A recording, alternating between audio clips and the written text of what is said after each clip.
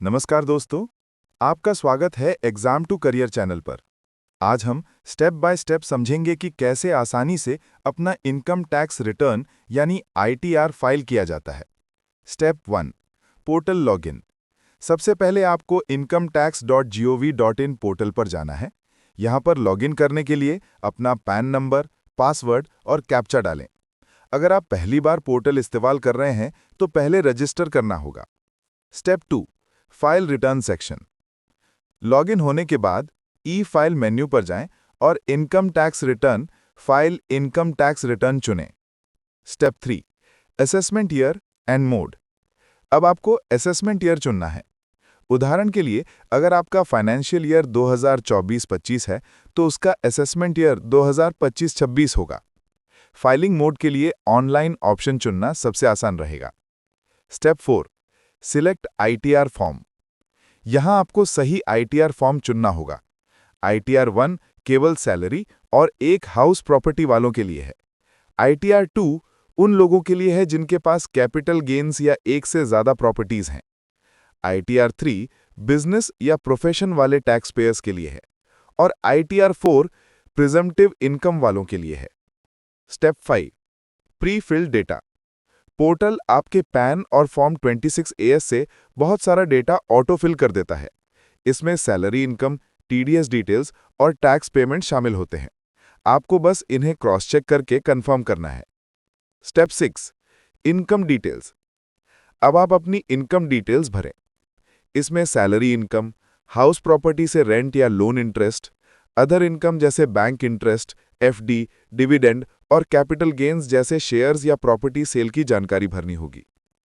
Step 7, deductions.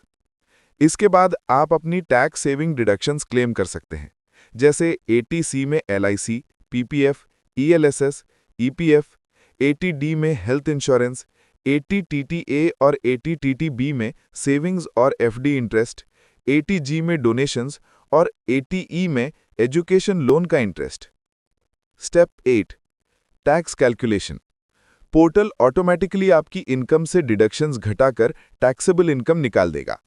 आपको old regime और new regime दोनों में टैक्स कैलकुलेशन दिखाई देगा। कंपेयर करें कि आपके लिए कौन सा बेहतर है। Step 9, tax payment. अगर आपके ऊपर एक्स्ट्रा टैक्स बन रहा है तो आपको ई पे टैक्स ऑप्शन से पेमेंट करना होगा। आप नेट बैंकिंग, डेबिट कार्ड या चालान 280 के जरिए पेमेंट कर सकते हैं।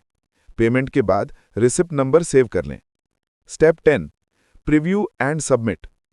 अब एक बार सभी डिटेल्स अच्छे से चेक कर लें।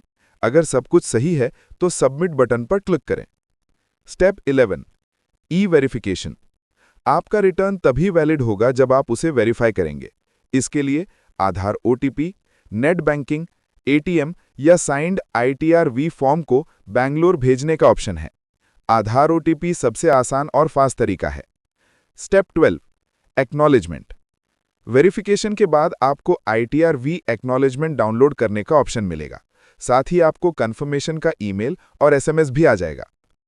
Final note. तो दोस्तों, इस तरह से आपका आईटीआर फाइलिंग और ई वेरिफिकेशन प्रोसेस पूरा हो जाता है। ध्यान रखें कि फाइलिंग के बाद सभी डॉक्यूमेंट्स और रिसीट्स सुरक्षित रखना बहुत जरूरी है। अगर आपको ये जानकारी उपयोगी लगी तो वीडियो को लाइक कीजिए, शेयर कीजिए और हमारे चैनल एग्जाम टू करियर को सब्सक्राइब कीजिए, ताकि आपको आगे भी ऐसे ही हेल्पफुल गाइड्स और अपडेट्स मिलते रहें। धन्यवाद।